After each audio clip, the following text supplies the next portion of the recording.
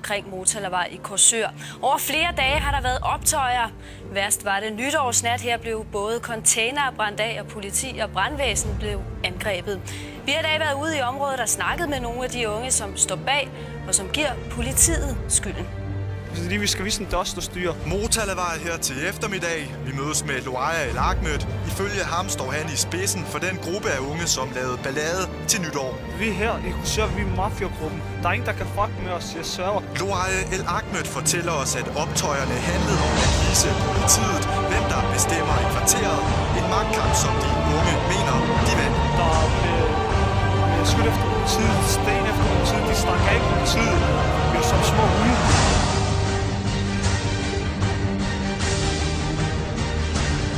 Fordi vi skal vise en dust og styre. Fordi vi skal vise en dust og styre. Fordi vi skal vise en dust og styre.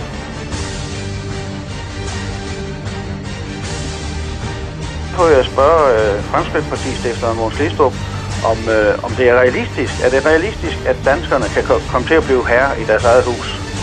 Ikke ved.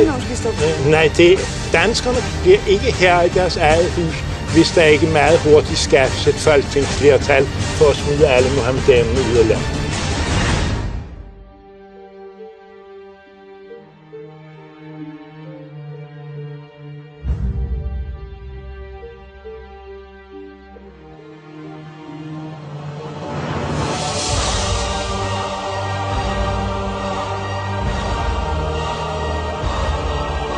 Jeg tror, det er meget klart for alle, at Europa slet ikke er i stand til at rumme, at den befolkningsoverskud, som ikke kan klare sig i deres egne lande, vandrer ind hos os.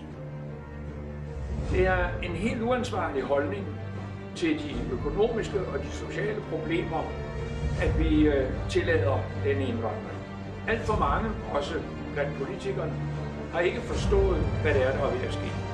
Biskopper og andre, som intet ved om politik, fabler om, at vi skal redde alle disse mennesker. Ingen gør sig rigtig klart, at Europa bygger på en helt særlig kultur.